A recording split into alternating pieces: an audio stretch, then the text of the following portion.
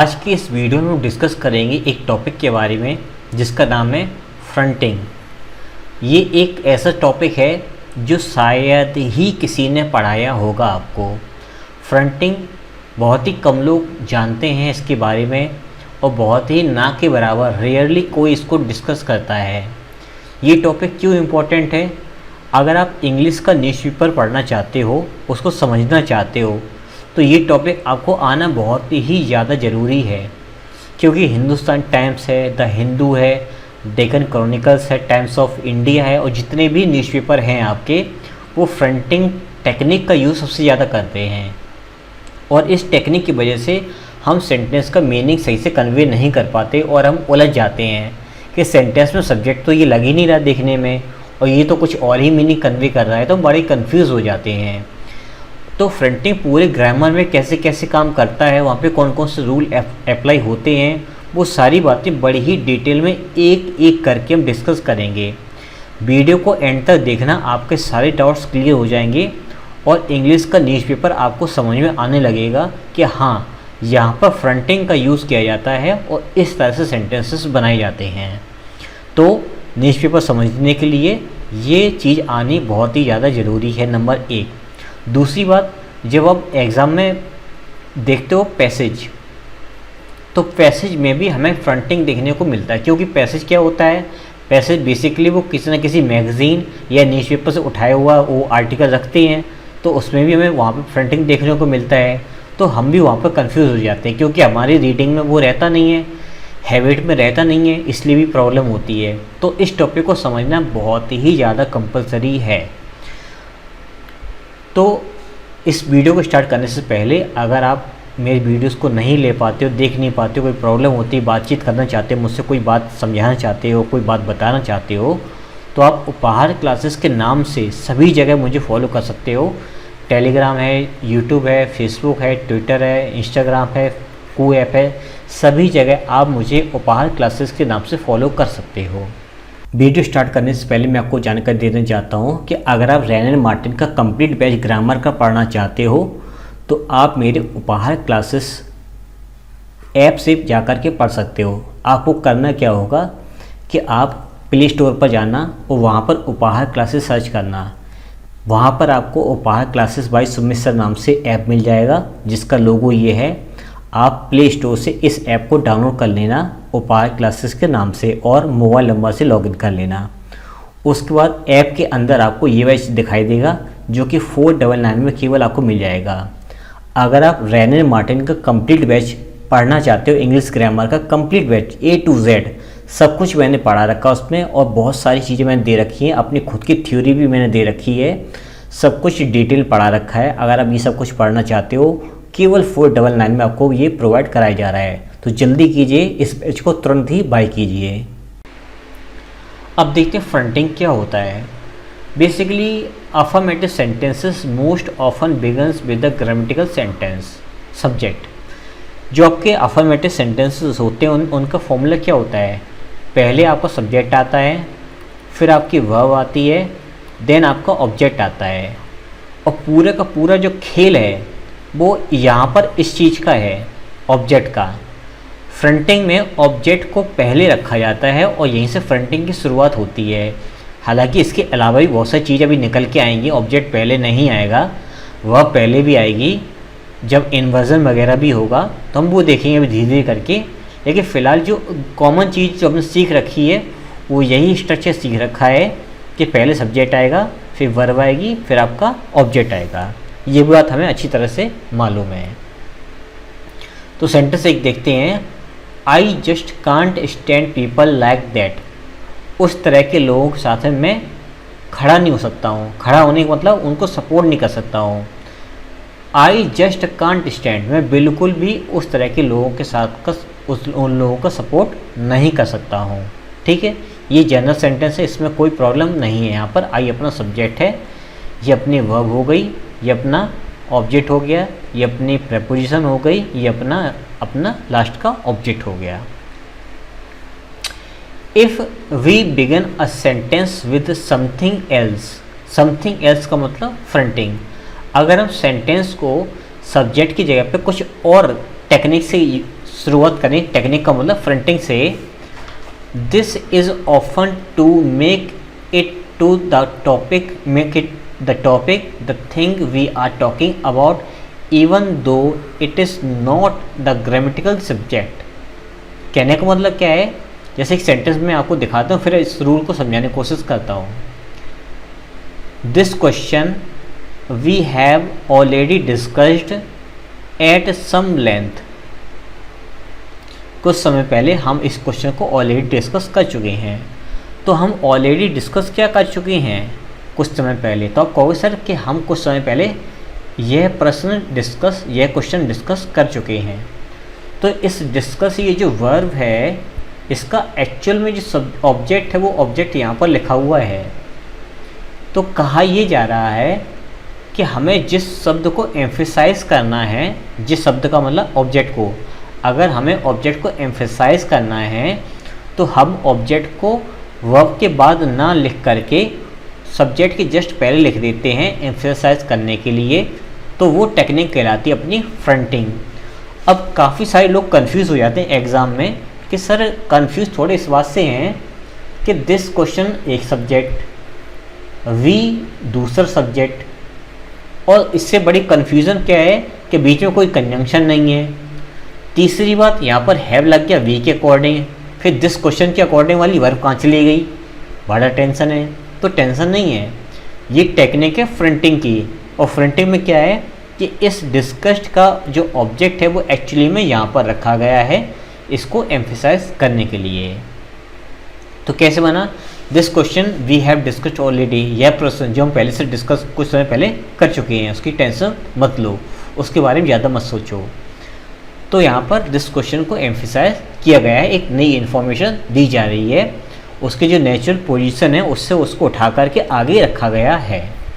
अब अगला देखिए, all the other information which you need I am sending today. अब सेंटेंस रियल में क्या होगा, I am sending all the information which you need today.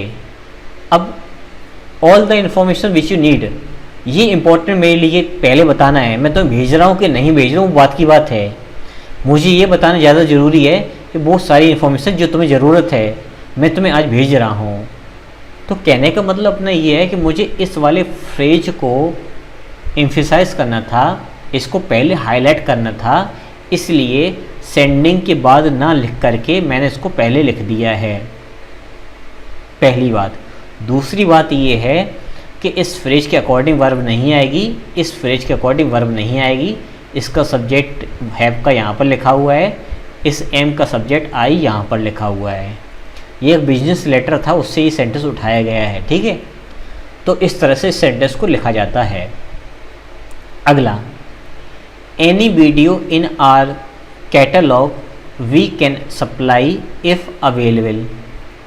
तो सेंटेंस क्या बनेगा, we can supply any video in our catalog if available, कि अपने catalogue में कोई भी वीडियो अवेलेबल होगा ना तो हम उसको सप्लाई कर देंगे, अगर अवेलेबल होगा तो सप्लाई के बाद का जो ऑब्जेक्ट है वो यहाँ ना लिख करके पहले लिखा गया है, क्योंकि अब मुझे इसको ज़्यादा हाईलाइट करना था। तो ये टेक्निक कहलाती है फ्रंटिंग। थोड़ा थोड़ा करके आपको समझ में आने लगा होगा कि ऑब्जेक्ट को उठा करके सेंटेंस से पहले लगा देते सब्जेक्ट के पहले, तो वो टेक्निक कहलाती है फ्रंटिंग। और ये टेक्निक में हम एक्चुअली में उस ऑब्जेक्ट को वहाँ पर हाईलाइट करना चाहते हैं, इसीलिए वहाँ पर हम उसको बोलते हैं फ्रंटिंग। तो ये टेक्निक न्यूज़पेपर सबसे ज़्यादा यूज़ की जाती है। जब इन सेंटेंस को बार बार पढ़ेंगे और बोलचाल में लाएंगे तो आपको फील होने लगेगा कि इसमें हम थोड़ा इन सेंटेंसेस में इन ऑब्जेक्ट्स को एम्फेसाइज करने की कोशिश कर रहे हैं, इनको हाईलाइट करने की कोशिश कर रहे हैं। अब आगे देखते हैं, fronting is particularly common in speech. जैसे कि पहला सेंटेंस हमने देखा था कि I just can't stand people like that. तो अब मुझे बताना है कि पीपल लाइक दैट, वैसे लोग साथ में मैं खड़ा नहीं रह सकता हूँ भाई, मैं सहयोग उनका नहीं करूँगा। तो अगर आपको ऐसे बोलना हो कि ऐसे लोगों के साथ में मैं भाई खड़ा नहीं रह सकता हूँ, तो जब ऐसा सेंस देना हो तो हम ऑब्जेक्ट पहले लिखेंगे ताकि हम उस चीज़ को एम्फेसाइज कर सकें। These books I am just going to give away, these books मैं तो इनको गिव अवे करने वाला हूँ, इनको देने वाला हूँ। तो दीज बुक्स जो है वो गिव अवे का ऑब्जेक्ट है एक्चुअली में, ठीक है। Question words clauses are often fronted, जो क्वेश्चन वर्ड्स आपके क्वेश्चन वर्ड से शुरू होने वाली जो क्लॉजेस होती हैं वो आपकी फ्रंटेड होती हैं, वो आपकी पहले लिखी आती हैं, ज़्यादातर देखने में ऐसा आता है। जैसे कि what I am going to do next I just don't know. अब अगला मैं क्या करने वाला हूँ मुझे खुद भी एक्चुअली में जानकारी नहीं है। आप चाहो तो उसको ऐसे लिख सकते हो, I just don't know what I am going to do next. मुझे मालूम नहीं कि मैं अगले अब क्या करने वाला हूँ। लेकिन अगर आपको ऐसे बोलना है कि अब मैं क्या करने वाला हूँ मुझे खुद ही जानकारी नहीं है, अब मैं क्या करने वाला हूँ, अब मैं अगला क्या करने वाला हूँ मुझे पता ही नहीं है, तो अब मैं अगला क्या करने वाला हूँ, अगर आपको इसको एम्फसाइज करना है तो उसको पहले बोलिए और पहले लिखिए। How she got the gun through customs we never found out. तो यहाँ पर ध्यान देने वाली बात है कि जो कि ये क्लॉजेस हैं ये पहले लिखी जाती हैं, इनको एम्फसाइज करने के लिए हम लोग इनको लिख सकते हैं पहले, ठीक है। अगला, fronting words in short sentences can also give them extra emphasize, this happen mostly in speech. मैं बताता हूँ कैसे। स्ट्रेंज पीपल दे आर, अगर मैं बोलूँ कि दे आर स्ट्रेंज पीपल, वे बड़े अजीब लोग हैं, एक तो ये सिंपल सेंटेंस हो गया। स्ट्रेंज पीपल दे आर, अजीब लोग हैं वो, अजीब लोग, मतलब जब आपको बोलना कि अजीब लोग हैं समझ में नहीं आता कैसे हैं ये, तो आप बोलोगे strange people they are. Very good lesson we had yesterday, बड़ा ही अच्छा लेसन हम लोगों ने कल सीखा, हम लोगों ने कल एक अच्छा लेसन सीखा। तो ये चीज़ अलग होगी बोलने में, और बड़ा अच्छा लेसन कल हम लोग सीखा, ये चीज़ होगी बोलने में अलग। Last for ever, last for ever these shoes will. अब देखिए इतना बड़ा सेंटेंस है, तो अब सेंटेंस में अगर मैं ये पूछूं कि इस सेंटेंस में हम इन्वर्जन किस चीज़ का कर रहे हैं, इसमें पहले क्या रख रहे हैं, तो पूरा सेंटेंस ही घुमाकर लिखा हुआ है। Last for ever these shoes will, यानी कि ये शूज़ जो है ना बिल्कुल लास्ट तक चले जाएंगे। क्लियर। फिर अगला, इन a few exclamatory expressions a noun is fronted before that, but this is uncommon in modern English। मतलब कहने का अपना ये है कि अगर आपको सेंटेंस में एक्सक्लेमेटरी सेंटेंस में दैट लिखा मिले तो वो जो एडजेक्टिव यूज़ की जाती है ना, आप उस एडजेक्टिव का उस दैट के पहले यूज़ कर सकते हो, लेकिन ये मॉडर्न इंग्लिश में ये मान्य नहीं है, ये एक्सेप्टेबल नहीं है, ये सिर्फ बोलने चलने में काम में आती है। फूल दैट आई वॉज, अरे मैं कितना मूर्ख था, इस तरह से बोलने के लिए हम लोग यहाँ पर फ्रंटिंग का यूज़ कर सकते हैं। अब बात करते हैं एडवर्ब्स की। Many adverbs and adverbial expressions, मतलब एडवर्ब या adverb phrases can go at the beginning of a clause, वो सेंटेंस की शुरुआत में आ सकते हैं। जैसे कि वंस अपॉन ए टाइम, एक समय की बात है। Inside the front door, inside the front door, ये भी एडवर्ब आपका फ्रेज है। This often happens when we are using adverb to structure a piece of narrative of uh or uh description. जब कोई स्टोरी वगैरह लिखते हैं, कोई स्टोरी वगैरह बताते हैं, कोई बात बताते हैं जो लंबी होती है, तब हम एडवर्बियल फ्रेजेस का यूज़ करते हैं सेंटेंस की स्टार्टिंग में, और वहाँ पर इन्वर्जन का यूज़ एक तरह से कर सकते हैं, चाहे तो नहीं, चाहते हैं तो ना करें। जैसे कि once upon a time there were 3 little pigs, तो देयर की बात आया आपका वर, और लिटिल 3 लिटिल पिग्स ये आपका एक्चुअली में सब्जेक्ट है, तो यहाँ पर इन्वर्जन का यूज़ किया गया है। One day then soon after that after dark, ऐसे सेंटेंस कुछ लिखा हुआ, मतलब कुछ कहानी वगैरह है, तो कहने मतलब अपना इतना सेंटेंस समझिए कि यहाँ पर आपका इन्वर्जन का यूज़ किया गया है, क्योंकि यहाँ पर देयर का यूज़ किया गया है, ठीक है। ऐसी inside the front door there is dot dot dot करके कुछ आगे बातें लिखी हुई हैं, तो आपको ध्यान देना कि देयर यूज़ किया गया है, इसलिए इन्वर्जन आपका पहले किया गया है। अब अगला एडवर्ब पार्टिकल्स। पार्टिकल का मतलब क्या होता है, उससे जुड़ा हुआ कुछ टुकड़ा छोटा सा, जैसे कि यहाँ पर ऑफ, यहाँ पर आपका down. Are often fronted when giving instruction to small children.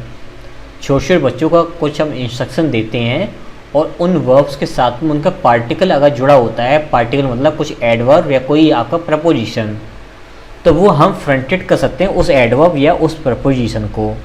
जैसे कि ऑफ वी गो, हम तो चले।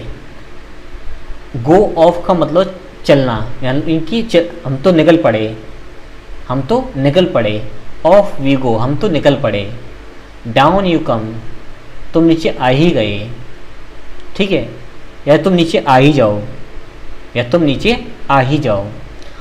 तो किसी को इंस्ट्रक्शन देना है या किसी को कुछ बताना है, तो जो पार्टिकल्स यूज़ होते हैं एडवर्ब आपके, वो आपके सेंटेंस में फ्रंटिंग का काम कर सकते हैं।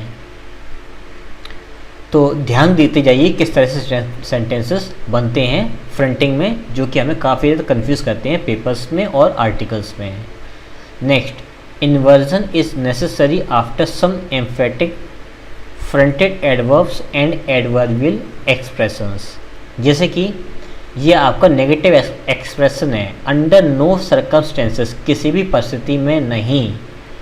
कैन टिकट्स बी एक्सचेंज, किसी परिस्थिति में टिकट्स नहीं बदले जाएंगे। तो टिकट्स अपना सब्जेक्ट है, इसका जो वर्ब है वो आया इसके पहले, क्योंकि नेगेटिव आपका एडवर्ब यूज़ यहाँ पर हुआ है। जब भी नेगेटिव एडवर्ब सेंटेंस के पहले लगाए जाते हैं तब इन्वर्जन का यूज़ किया जाता है। पहली बात, राउंड द कॉर्नर, यहाँ पर आपकी प्लेस की बात हो रही है। जब भी प्लेस सेंटेंस की स्टार्टिंग में आएगा, यानी कि प्लेस एडवर्ब ऑफ प्लेस जब भी सेंटेंस स्टार्टिंग में आएगा तब इन्वर्जन का यूज़ होगा। Round the corner came Mrs Reena, तो round the corner came Mrs Reena, यहाँ पर केन आया था, यहाँ पर केम आया है। तो केम किसके लिए आया है, रीना के लिए आया है।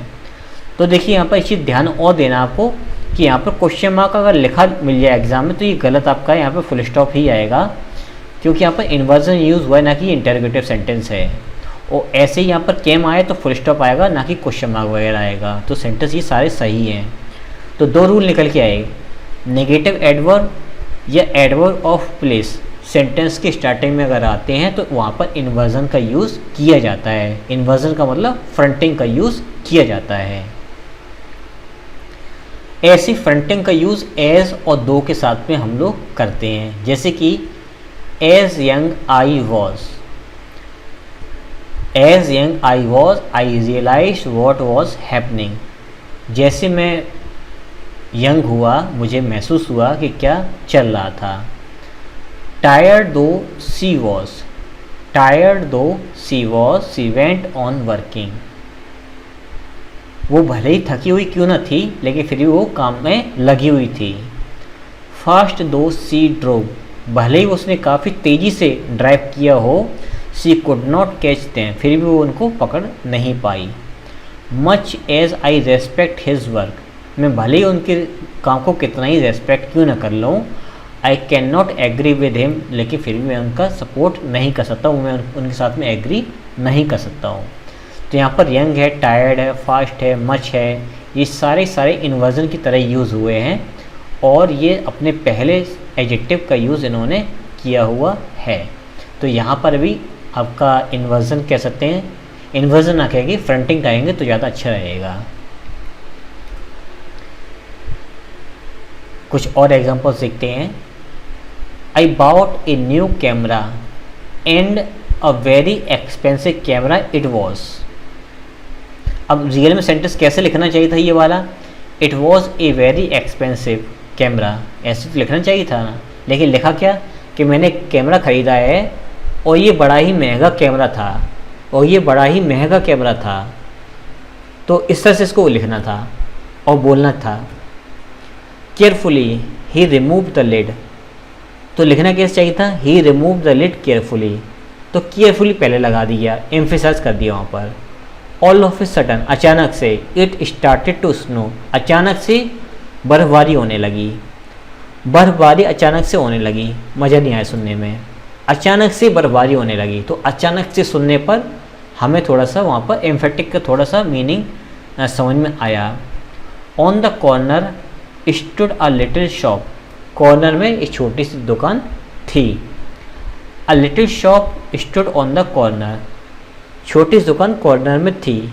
अब on the corner stood a little shop, तो यहाँ पर इन्वर्जन का यूज़ किया गया। तो ये सारे फ्रंटिंग के एग्जाम्पल आपके लिखे हुए हैं। हाँ, यहाँ पर आपको थोड़ा सा ध्यान ये देना था कि ये केयरफुली था, ये मैनर है, ऑल ऑफ ए सडन ये भी मैनर है, और ये आपका प्लेस है। प्लेस होने की वजह से यहाँ पर इन्वर्जन यूज़ हुआ है। ये मैनर है इसलिए यहाँ पर आपका इन्वर्जन का यूज़ नहीं हुआ है। इसलिए कंफ्यूज मत होना कि सर इनमें इन्वर्जन क्यों यूज़ नहीं हुआ है। प्लेस आए या नेगेटिव एडवर्ब आए तो इन्वर्जन यूज़ होगा, एडवर्ब ऑफ मैनर यूज़ होगा तो इन्वर्जन का यूज़ नहीं होगा। सिर्फ एम्फेटिक सेंस देने के लिए फ्रंटिंग का यूज़ हम लोग करेंगे और उन एडवर्ब्स को पहले लिख देंगे, एडवर्ब ऑफ मैनर्स को पहले लिख देंगे। In front of me was the president of child, मेरे सामने चाइल्ड के प्रधानमंत्री थे, सॉरी राष्ट्रपति थे। तो सेंटेंस कैसे था रियल में कि the president of child was in front of me, तो चाइल्ड के राष्ट्रपति मेरे सामने थे। तो मैं ऐसे ना बोल के ऐसे बोलूँ मेरे सामने चाइल्ड के राष्ट्रपति थे, तो ऐसे बोलोगे तो ज़्यादा सुनने में बेटर लगेगा। That man over there with the dog he works in the corner shop, वो आदमी वहाँ पर जो डॉग के साथ में है ना, वो काम करता है उस कॉर्नर वाली दुकान में। अब रियल में सेंटेंस क्या था कि the man over there with the dog works in the corner shop. तो लिखा इस तरह से इसको फ्रंटिंग करने के लिए। अब इसको देखो पहले, they have made that book you told me about into a film. अब इसको कैसे लिखा कि that book you told me about they have made it into a film, वो किताब जो तुमने बताई थी ना उन्होंने उसकी फिल्म बना दी। तो वो किताब जो तुमने बताई थी, इसको एम्फेसिस पहले कर दिया कि वो किताब जो तुमने बताई थी ना उस पर तो फिल्म बना दी गई है। तो इस तरह से फ्रंटिंग का यूज़ यहाँ पर किया गया है। और ये सेंटेंसेस हमें काफ़ी ज़्यादा पेपर्स में देखने को मिलते हैं, न्यूज़ पेपर्स में। अब कुछ एग्जांपल्स देखते हैं, ध्यान से देखिए। The rain came down, fronting कैसे होगा, down came the rain, sentence बिल्कुल सही है। I really don't know why she got upset, मैं सच में नहीं जानता हूँ कि वो क्यों दुखी थी। वाई शी गॉट अपसेट, वो दुखी क्यों थी मुझे सच में मालूम नहीं है। ये ज़्यादा एम्फेटिक लगा सुनने में। I have never been to such an amazing place, मैं ऐसी जगह पर कभी भी घूमने नहीं गया हूँ। Never have I been to such an amazing place, मैं कभी भी ऐसे अच्छी जगह पर घूमने नहीं गया हूँ। He walked into the room quietly, ये मैनर है, ठीक है, इसलिए आपको लिखना होगा क्वाइटली, चुपचाप से वो रूम के अंदर आ गया। The days when we had nothing to do are gone, वे दिन जब हमारे पास कुछ भी करने के लिए नहीं था वो अब दिन चले गए हैं।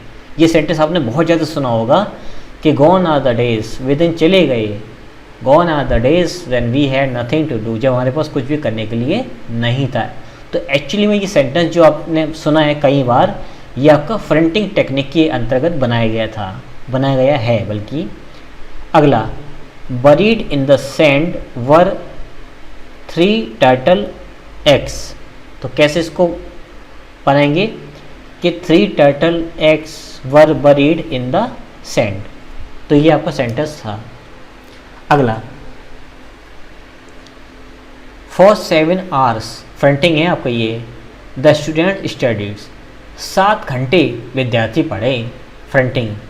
विद्यार्थी 7 घंटे पढ़े, ये सुनने मज़ा नहीं आया। अब मैं ऐसे बोलूँ कि 7 घंटे विद्यार्थी पढ़े, ये ज़्यादा एम्फेटिक लग रहा है। My old school friend was standing before me, मेरा पुराना स्कूल का मित्र मेरे सामने खड़ा था। अब मैं ऐसे बोलूँ, standing before me was my old school friend, मेरे सामने जो खड़ा था ना वो तो मेरा पुराना स्कूल का मित्र था।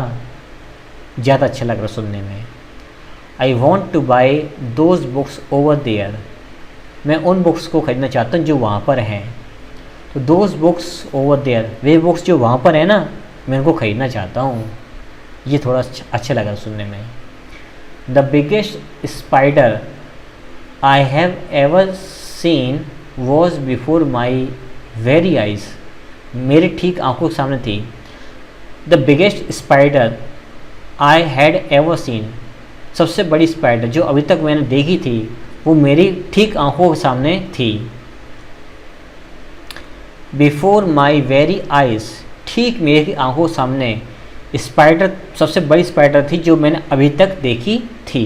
फ्रंटिंग टेक्निक का use. My little sister hide behind the curtains, मेरी छोटी सिस्टर कर्टेंस के पीछे छुप गई। Behind the curtains hide my sister, जगह का नाम है एडो ऑफ प्लेस, इसलिए यहाँ पर इन्वर्जन का यूज़ हुआ है। पर्दे के पीछे मेरी सिस्टर छुप गई। You will see a golden ring in the box, box में तुम्हें गोल्ड की रिंग मिल जाएगी। इन द बॉक्स, बॉक्स में तुम्हें गोल्ड की रिंग मिल जाएगी। I watched that TV show you told me about last night, मैंने वो टीवी शो देखा था जो तुमने लास्ट नाइट बताया था। तो that show you told me about, जिस शो के बारे में तुमने मुझे बताया था ना, वो लास्ट नाइट मैंने देख लिया था। The main characters fall in love at the end of the story, जो मेन कैरेक्टर्स थे ना उन्हें स्टोरी के अंत में प्रेम हो ही गया था। तो मैं इसको एम्फेसाइज कैसे करूँगा फ्रंटिंग टेक्निक से। At the end of the story, story के अंत में मेन कैरेक्टर्स को आखिर में प्यार हो ही जाता है।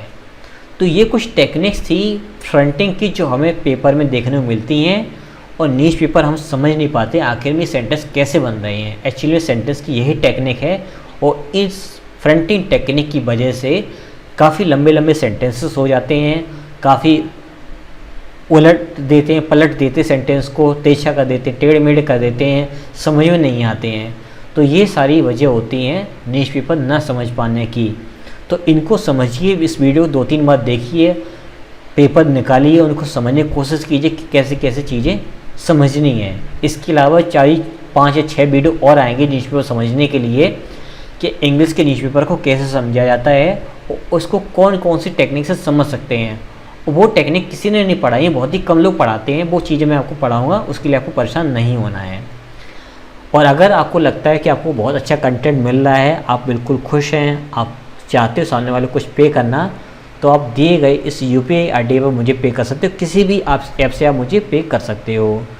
तो मिलते हैं किसी नेक्स्ट वीडियो में किसी नए टॉपिक के साथ में।